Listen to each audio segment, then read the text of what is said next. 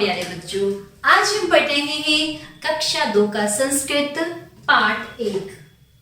तो चलिए कक्षा 2 का आज पाठ 1 की हम शुरुआत करते हैं। पाठ का नाम है वंदनम। वंदना करते हैं भगवान से। क्या वंदना कर रहे हैं भगवान से?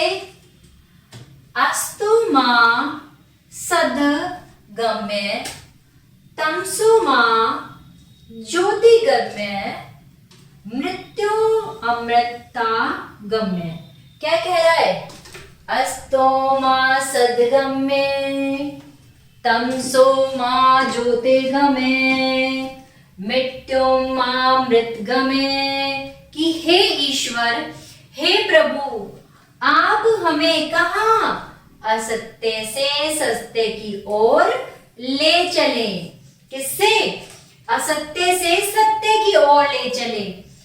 तमसो मां ज्योतिर्गम्य, अंधकार से प्रकाश की ओर ले चले। मृत्युमृता गम्य, मृत्यु से अमृता की ओर ले चले। यहाँ प्यारे बच्चों ईश्वर से प्रार्थना की जा रही है, हाथ जोड़कर नमन किया जा रहा है कि प्रभु हमें अंधकार से प्रकाश की ओर ले चलो, हमें असत्य से सत्य की ओर ले चलो और हमें कहां से? मृत्यु से अमृता की ओर ले चलो। तो प्यारे बच्चों ये था हमारी ईश्वर के लिए वंदना। तो आप सभी भी ईश्वर को हाथ जोड़ के नमन करें और उन्हें वंदन करें। चलिए सबसे पहले हमने पाठ 1 की शुरुआत की ईश्वर के वंदन से। अब हम यहाँ कुछ महत्वपूर्ण बातें हैं जिनको हम पढ़ते हैं। सबसे पहले है वचन। अब ये वचन क्या होता है इन्होंने इसके बारे में बताया है। चलिए पढ़ते हैं। संस्कृत भाषा में वचन 3 प्रकार के होते हैं। पहला एक वचन, दूसरा द्विवचन, तीसरा बहुवचन। तो प्यारे बच्चों सबसे पहले हम पढ़ेंगे एक वचन। तो आपको एक से ही बात पता चल रहा होगा। एक वचन जहां पर किसकी बात होगी? एक व्यक्ति की बात होगी।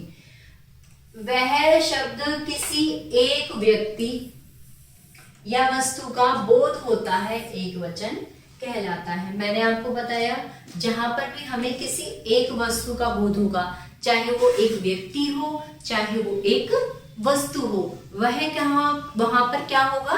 एक वचन। चलिए उदाहरण दिया है बालकाः यानी एक बालक, बालिका एक लड़की, पुष्पम एक फूल इत्यादि। चलिए अब हम पढ़ते हैं द्विवचन को। द्विवचन से ही पता चल रहा होगा, द्वि यानी कि 2। वह शब्द जिससे 2 व्यक्तियों या वस्तुओं का बोध होता है। कौन सा शब्द? वह शब्द जिससे 2 व्यक्ति या 2 वस्तुओं का बोध होता है द्विवचन कहलाता है। जैसे बालकों यानी 2 बालक, बालिके 2 लड़कियां, पुष्पे 2 पुष्प इत्यादि।